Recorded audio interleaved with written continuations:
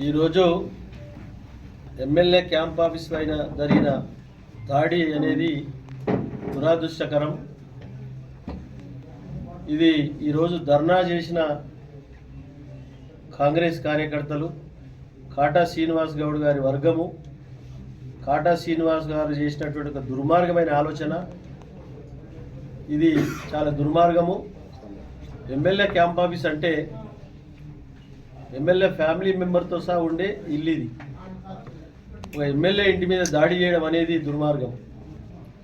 మీరు ధర్నా చేసుకొని దిష్టిబొమ్మలు కానివ్వండి, ప్రజాస్వామ్యంలో ఎవరు చేసే హక్కు వాళ్ళకు ఉన్నది. కానీ ఈ అటాక్ చేయడం అనేది, అటాక్ చేసి చైర్లు నిలగొట్టి డోర్లు నిలగొట్టి ఇది చేయడం అనేది ఇది చిల్లర లెక్కలు, చీప్ మెంటాలిటీ, రోడ్ల మీద తిరిగేటోళ్ళు చేసే పనిది. ఇది మేము వారు చేసే ధర్నా గురించి కానీ మేము ఆలోచన చేసి ఉంటే ఏ విధమైనటువంటి పరిస్థితులు ఉంటుండే. ఈరోజు మాకు చేతకాక కాదు, గాజులు పెట్టుకోలేమిడ. ఈరోజు పటంచెరు నియోజకవర్గం అంటే ఒక్కటిసారి కాదు, 2 సార్లు కాదు, 3 సార్లు నన్ను ఆశీర్వదించారు ప్రజలు. 2 సార్లు నేను చీగొట్టిరు, నువ్వు పనికిరావు బిడ్డ, ఇంటికి పోమని తోలిచ్చిరు. అయినా నీకు బుద్ధి వస్తలేదు కాటా శ్రీనివాస్ గౌడ్. ఈరోజు ఇవన్నీ చేస్తే నువ్వు గొప్పడవు అవుతావు అనుకుంటున్నావు. కానీ నువ్వు గొప్పడవు కావు, జీవితంలో పనికి రాకుండా పోతావని చెప్తా ఉన్నా. 2 సార్లు ఓడిపోయినా మంచి ఆలోచన చేయి. ప్రజాస్వామ్యంలో ఓడడం గెలపడం సాధ్యం. ఓ మంచి ఆలోచన చేయి. ప్రజలకు ఏ విధంగా సర్వీస్ చేయాలి, ఏ విధంగా అభివృద్ధి పరచాలి, ఒక మంచి ప్రణాళిక తీసుకొని ముందుకు పో. కానీ పిచ్చి పిచ్చి ఆలోచనలు, ఈసోటి పిచ్చి పనులు చేయడం అనేది మానుకో. ఒకసారి సర్పంచ్ పదవి అప్పచెప్తే ట్రెజరీ అంతా మైనస్ చేసి, మైనస్ కాదు మిస్యూజ్ చేసిన కేసులో కోర్టుకు తిరుగుతూ ఉన్న బిడ్డను. మామూలు సర్పంచ్ నువ్వు పనికిరావని చీకొడితే పనికిరావని చెప్పి కోర్టులో చుట్టుముడి తిరుగుతూ ఉన్నావు. దాన్ని నువ్వు ఈరోజు గవర్నమెంట్ ఉన్నది, 2 సార్లు ఓడిపోయినా నేను ఓడిపోయిన ఎమ్మెల్యేను అని అంటే ఎట్లా?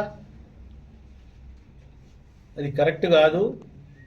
నువ్వు కానీ నీ ఎంబడున్న మనుషులకు కానీ బుద్ధి చెప్పు, నువ్వు బుద్ధి తెచ్చుకో. పిచ్చి పిచ్చి ఆలోచనలు మానుకో. ఈరోజు నేను చేసే పని ఏంటంటే, రేపు 25th 26 జనవరికి మున్సిపాలిటీల పీరియడ్ అయిపోతుంది. 5 సంవత్సరాల కాలంలో చేసిన వర్కులు కొన్ని ఇనాగ్రేషన్లు ఉన్నాయి, కొన్ని చేయలేవు, కొన్ని నాన్ స్టార్టెడ్ ఉన్నాయి, కొన్ని ఆన్గోయింగ్ ఉన్నాయి, కొన్ని కంప్లీటెడ్ ఉన్నాయి. అవన్నిటికిట ఇనాగ్రేషన్ చేయాలి.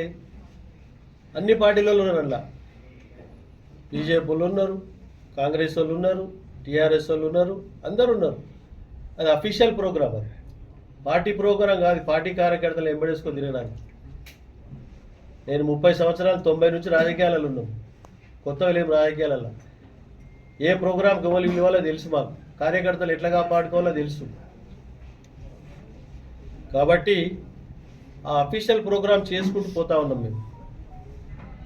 అఫీషియల్ ప్రోగ్రాం చేసుకుంటూ పోతుంటే కాంగ్రెస్ కార్యకర్తలను పట్టించుకుంటలేడు, మనం చూస్తలేరని అనవసరమైనటువంటి ఒక ఆలోచనతో ధర్నా చేసి, నువ్వు ధర్నా చేసుకో, బొమ్మ కలబెడతానో బొమ్మ కలబెట్టుకో, ఏదైనా చేసుకో. దీని మీద అటాక్ చేయడం అనేది నీ చేతగానితనం.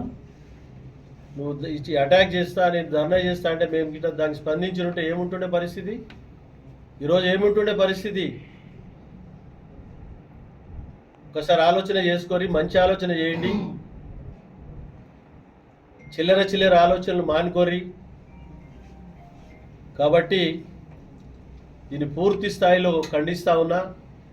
నెక్స్ట్ ఇటువంటిది ఏమైనా ఆలోచన చేస్తే ఎక్కడికక్కడ ప్రతిఘటించి వాళ్ళకు తగిన విధానంగా గుణపాఠం చెప్పి వాళ్ళ జీవితంలో పనికి రాకుండా